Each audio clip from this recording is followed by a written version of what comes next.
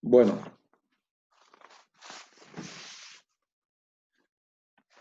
acá hay otro más. Un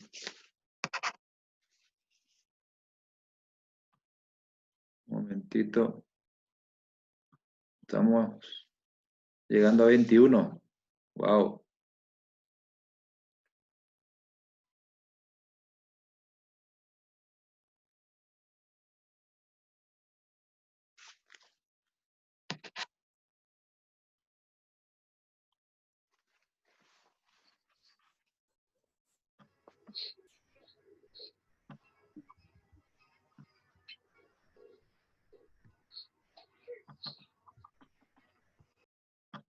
Bueno, ya está para grabación esto, ¿verdad? Bueno, vamos a continuar con nuestra clase de Derecho Marítimo, la unidad 2. Y en tal sentido, la unidad 2 nos lleva a desarrollar la importancia del mar y los espacios acuáticos navegables. Y nos pide empezar por la evolución histórica y doctrinaria del derecho del mar. En este punto quiero destacar de que van a recordar ahora cuando vean en la unidad 1 que hicimos referencia a los periodos en la historia de la navegación por agua.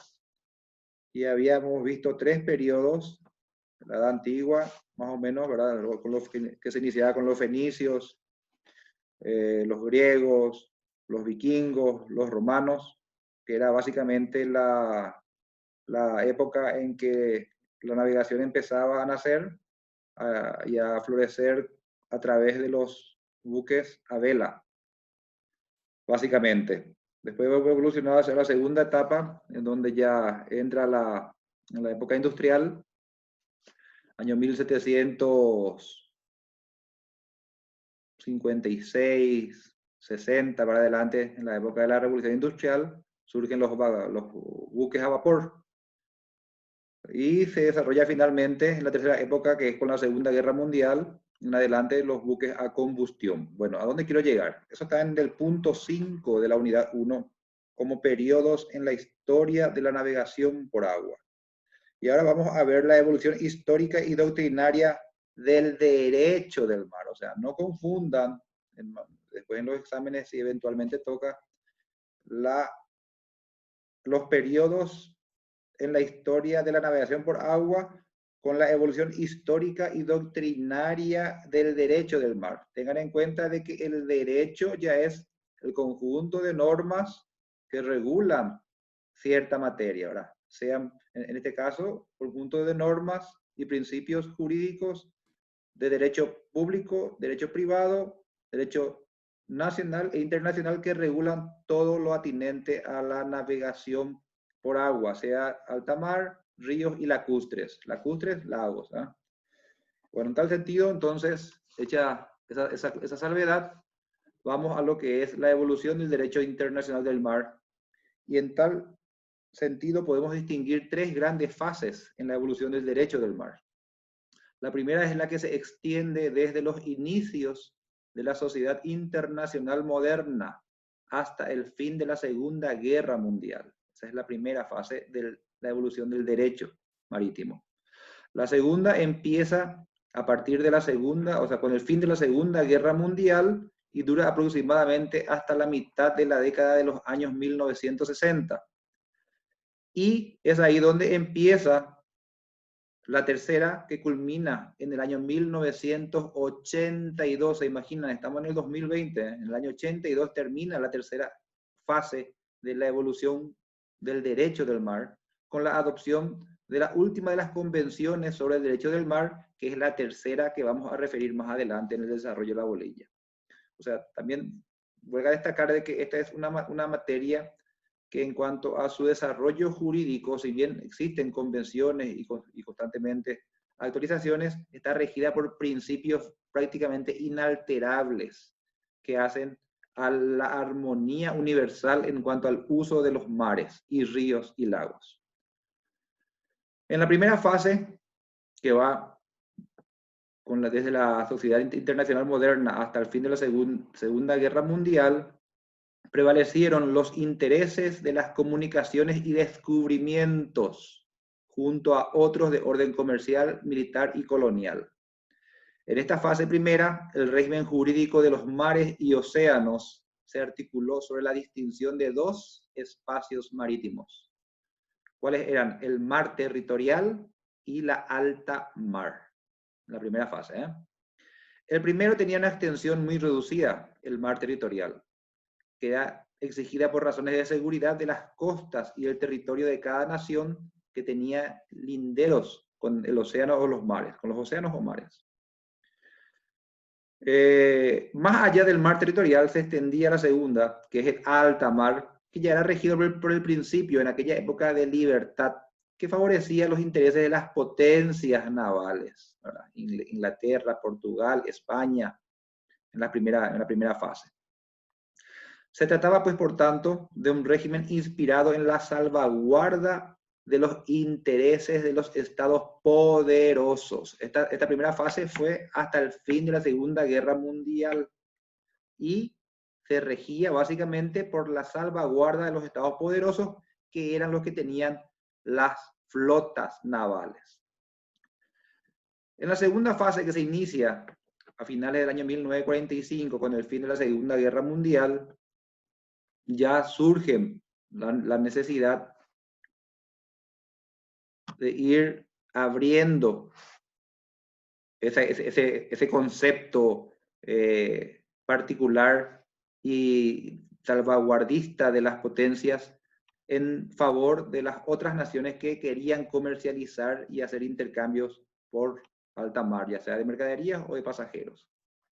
Entonces, se desarrolla a partir de 1945 y hasta el año 1982 esta segunda fase, regida a los intereses comerciales y militares, y adquieren especial relevancia los intereses económicos. Así, los mares y océanos ofrecen nuevas perspectivas de aprovechamiento a la comunidad internacional, por un lado debido al crecimiento demográfico, ya sea que hacía necesaria la evolución de las normas jurídicas para salvaguardar, amén del transporte de pasajeros y cargas, también el de la pesca. ¿Por qué? Porque la pesca en alta mar empieza a constituirse en una importante fuente de subsistencia poblacional en la mayor parte del mundo, o para la mayor parte del mundo.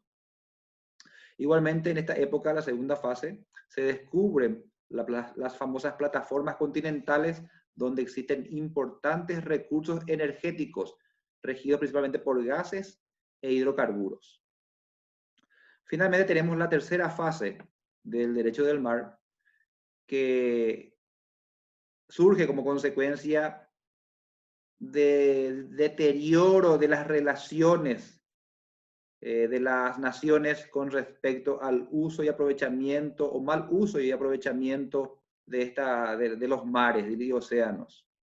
Y es así como a mitad de la década de los años 60 comienzan a presentar síntomas de envejecimiento de la segunda fase en sus regulaciones jurídicas, lo que da lugar a que a partir del año 1973 se inaugure la Conferencia de las Naciones Unidas sobre el Derecho del Mar, y que tras 11 periodos de sesiones deriva en el año 1982 con la adopción por dicha Convención de las Naciones Unidas de lo que se denomina hoy en día el derecho del mar. Es una convención exhaustiva y revolucionaria en muchos planteamientos y brinda soluciones a las potencias y a las naciones no potencias para que puedan competir en igualdad de condiciones en el uso racional y mejor aprovechamiento de los recursos que brindan los mares y océanos. En tal sentido, de esta convención que se llevó a cabo en Jamaica en el año 1982, que en realidad fue la tercera convención, las dos anteriores fueron en Suiza, en Ginebra, pero esta tercera convención de Jamaica del año 1982, en donde se definen la casi totalidad de términos que hasta hoy en día prevalecen en los diversos ordenamientos jurídicos de todos los países, tengan o no costas sobre el mar. En tal sentido, podemos, por ejemplo, delimitar el concepto de alta mar, fijado en esta última convención, y que es la zona del mar que está alejada de la costa y tiene profundidad. La alta mar o aguas internacionales constituyen las partes del mar no incluidas en la zona económica exclusiva o aguas interiores de un estado, ni las aguas archipiélagas de un estado con archipiélagos. O sea, en esta convención, verán, surgen los términos, los conceptos que después van a ser destacados más adelante en los diversos ordenamientos jurídicos. Alta mar es la zona alejada de la costa y que tiene profundidad.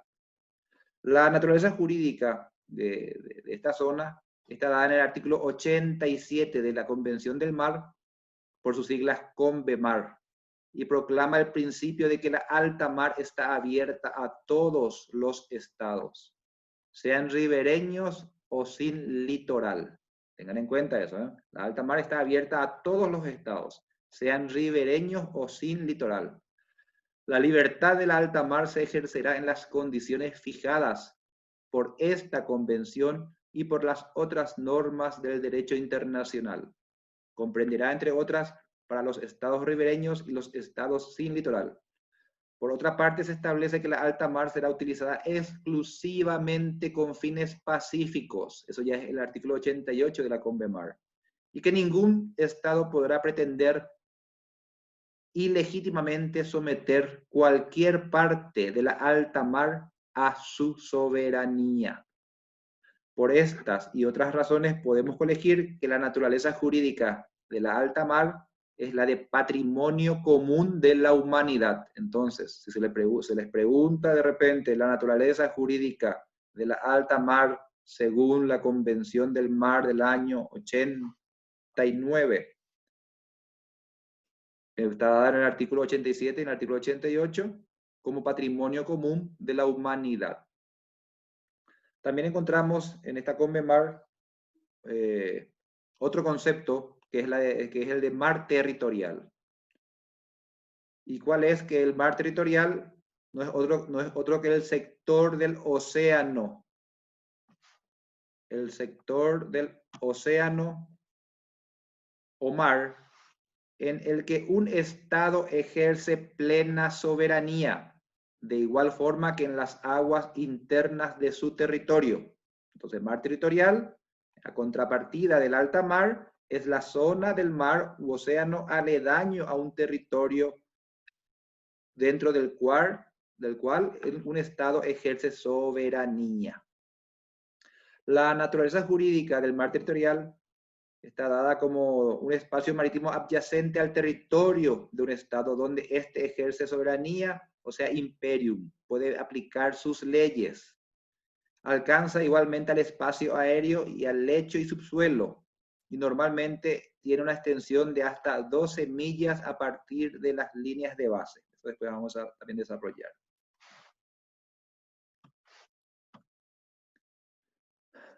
También surge el concepto en esta convención de la plataforma continental.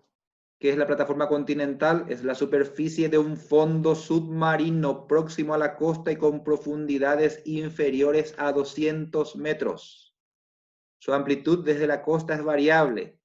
Puede ir desde escasos metros hasta cientos de kilómetros. Es la continuación submarina de los continentes. En ella abunda la vida animal y vegetal, por lo que es de gran importancia económica. Entonces la plataforma continental básicamente no es otra cosa que la continuación de los continentes. Es considerada plataforma continental hasta todo lo que va bajo agua, adentrándose en los mares hasta una profundidad de 200 metros. De 200 metros para más ya sería mar territorial.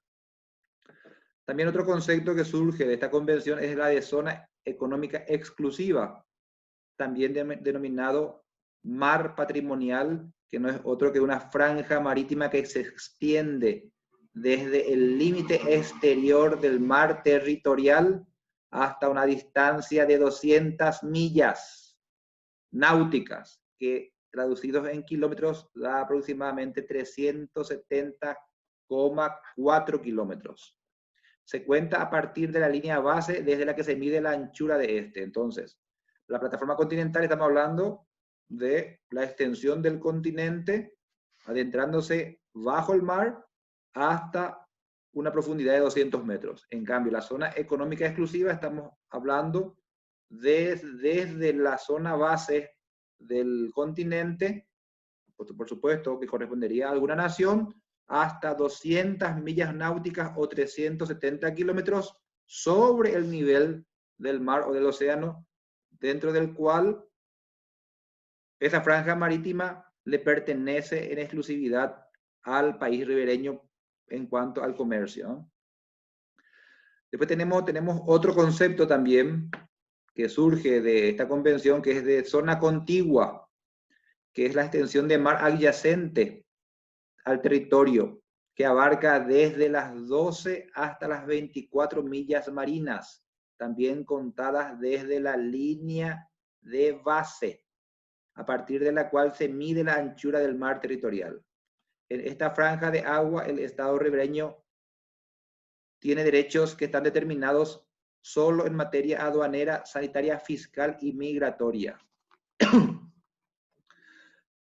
El mar territorial también complementa dicha convención como aquel que se extiende hasta una distancia de 12 millas náuticas, contadas a partir de las líneas bases. Las líneas bases, para que tengan en cuenta, son aquel último punto de la superficie o del continente o de la ribera más alejado que tiene acceso al agua. O sea, porque de repente podrían ver los golfos, por ejemplo, y bueno, los golfos enteramente de repente tienen una delimitación que tiene, que pueden estar adentro de la línea base. O sea, la línea base está medida como la zona que más entra de tierra de un país o de un continente dentro del mar. También encontramos dentro de esta convención otros conceptos que nos pide acá la unidad 2, como ser, por ejemplo, la de libertad de navegación. Según esta convención, la libertad de navegación es un principio consuetudinario del derecho internacional que se establece, con las excepciones previstas en este, a fin de que los buques que enarbolan el pabellón de un Estado no sean objeto de injerencia por parte de otros Estados. Este derecho reconocido en alta mar está codificado en el artículo 87 también de la Convención de las Naciones Unidas sobre el Derecho del Mar de 1982. Bueno, hasta ahí más o menos los conceptos que vamos a quitar de esta convención de Jamaica de 1982, y vamos a entrar un poco a lo que son ya nuestro régimen de pesca, que también nos pide acá el programa. En el Paraguay, en concreto, el régimen de pesca está dado por la ley 799/96, que regula la pesca y sus actividades relativas. Y en tal sentido, el artículo primero de dicha ley 799 dice de que la presente ley tiene por objeto fijar normas generales por las cuales se regulará la pesca y sus actividades conexas en los ríos, arroyos y lagos que se encuentran bajo dominio público o privado. Esta ley de pesca tuvo algunas modificaciones recientemente en cuanto a la necesidad de matriculación de las embarcaciones, de quitar el rol, que es la habilitación para que cada ocupante de la embarcación pueda ocupar esa embarcación, y otras cuestiones más, que vamos a también desarrollar más adelante. También nos pide nuestra unidad 2 hablar sobre el paso de inocentes y los intereses estratégicos. El paso de los inocentes consiste en un derecho o un favor que tiene todo barco para navegar por el mar territorial de otro, siempre que se trate de un paso rápido y sin detenciones. Requiere además que ese paso no sea perjudicial para la paz, el buen orden o la seguridad del Estado ribereño. El régimen jurídico de los estrechos utilizado para la navegación es el de paso de inocentes por mar territorial, aunque sin posibilidades de suspensión. Al interferirse, sin embargo, dicho régimen con los intereses estratégicos de cada nación, principalmente las superpotencias y sus aliados, es cuando muchas veces se deja de lado este derecho, el cual, como dije recién, no puede ser suspendido, pero sin embargo en la práctica muchas veces es por las grandes potencias y es uno de los bastiones que enarbolan las sucesivas convenciones que vienen dándose en la materia a través de los diferentes organismos internacionales como ser la ONU, la OEA, para poder siempre pedir que se respeten, pero hasta hoy día no están logrando eso. Entonces, concretamente el paso de los inocentes o el paso inocente es el derecho que tiene cualquier embarcación de navegar por el mar territorial de otro estado, siempre que ese paso sea rápido y no lesione la paz, el buen orden o la seguridad del estado ribereño.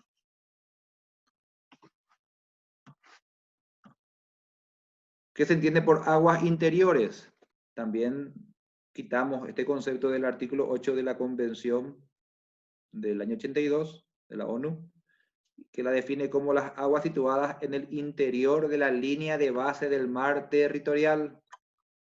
Forman parte de las aguas interiores del Estado. O sea, a partir de la línea de base para adentro son las aguas interiores de cada Estado. El régimen jurídico de las aguas interiores está dado, por supuesto, por el que ejerce cada Estado ribereño en base a la soberanía territorial. Igualmente, ese Estado ribereño tiene la obligación de respetar el paso de inocente de buques, recientemente, un poquito antes, desarrollado. Finalmente, en cuanto al régimen de acceso de buques extranjeros a los puertos, podemos dar por supuesto que el Estado ribereño lo puede reglamentar en virtud de su soberanía. Esta bolilla es un poco larguita, pero traté de hacerlo lo menos posible.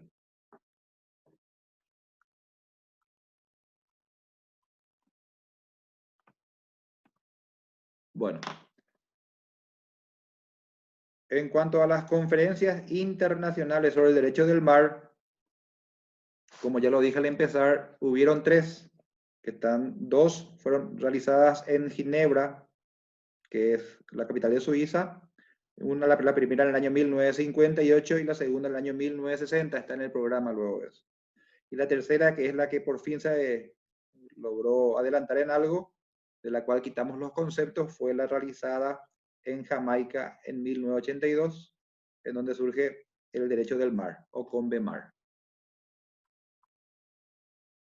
Eso va a estar todo desarrollado en las partes principales que acabamos también ya de leer dentro de las diapositivas. Básicamente en las conferencias de Ginebra, Suiza del 58 y del 60, se definen o se dan definiciones al mar territorial y zona contigua, alta mar, plataforma continental, convenciones sobre pesca y conservación.